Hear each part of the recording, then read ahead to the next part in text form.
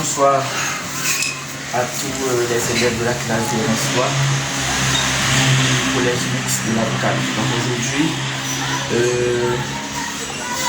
dans cette vidéo, nous allons justement traiter ce thème-là, à savoir les réactions chimiques. Alors, quand on dit réaction chimique, on voit toute transformation mettant en jeu deux corps et aboutissant à d'autres corps. Donc les corps qu'on a mis ensemble, les corps qu'on a mis en présence, on les appelle des réactifs, et les corps obtenus, on les appelle des produits. Donc toute transformation chimique est appelée réaction chimique. Donc quand vous prenez, vous mettez deux corps ensemble, vous mélangez deux corps ensemble, vous combinez deux corps, et qu'à la fin, on obtient d'autres corps, autrement dit des corps nouveaux, là on parle de réaction chimique. Maintenant, toute réaction chimique se traduit par une équation chimique qui est équilibrée. Maintenant, l'équation chimique contient deux membres qui est séparé par une flèche. À gauche de la flèche, on met les réactifs et à droite de la flèche, on met les produits. Les réactifs, ce sont les corps qu'on met ensemble, les corps qui réagissent ensemble, alors que les produits, ce sont les corps nouveaux, les corps qui apparaissent à la fin de la réaction. Maintenant, nous disons que toute réaction chimique se traduit généralement, systématiquement par une équation chimique qui est écrite. C'est-à-dire que le nombre d'atomes dans les réactifs doit être nécessairement égal au nombre d'atomes se trouvant dans les produits. Par contre, si on calcule la masse des réactifs et la masse des produits, donc ça doit être égal. Maintenant, il y a toute une panoplie de réactions chimiques, parmi lesquelles on peut citer d'abord les réactions d'addition. Un corps A réagit avec un corps B, donne un corps AB. Exemple, nous avons le zinc qui réagit avec le dichlore qui donne le chlorure de zinc. Donc les deux réactifs, ce sont le zinc et le dichlore. Et le produit, c'est le chlorure de zinc. Donc on a mis deux corps ensemble, ça donne un seul. C'est une réaction d'addition. Deuxième type de réaction, c'est réaction de décomposition.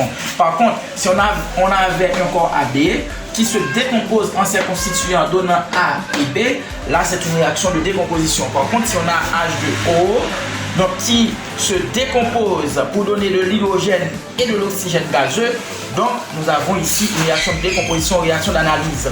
Maintenant, n'oubliez pas que nous avons dit l'équation doit être toujours équilibrée. Pour équilibrer l'équation, qu'est-ce qu'on doit faire? On a ici dans l'eau l'indice de l'hydrogène c'est 2, alors que l'indice de l'hydrogène ici c'est 2. L'hydrogène est équilibré. Ici on a un atome d'oxygène, ici on a 2. Donc puisqu'il faut équilibrer l'oxygène, on ne doit pas équilibrer par un indice, on doit toujours équilibrer par un coefficient. Donc le fait qu'on a un ici, on doit multiplier par un chiffre qui va nous donner 2. Et on multiplie 1 par 2. Ça nous donne 2 atomes d'oxygène. Mais par contre, vous voyez qu'il y a augmentation du nombre d'atomes d'hydrogène. 2 par 2 nous donne 4. Ici, on met 2. Troisième type de réaction, c'est les réactions de substitution. On les appelle aussi des réactions de déplacement. Donc, il y a deux catégories. Il peut s'agir d'une réaction de simple déplacement ou bien simple substitution.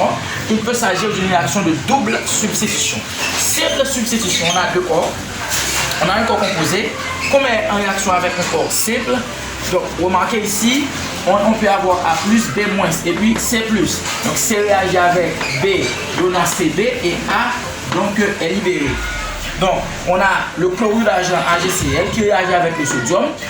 L'argent étant chargé positivement, le chlore est chargé négativement.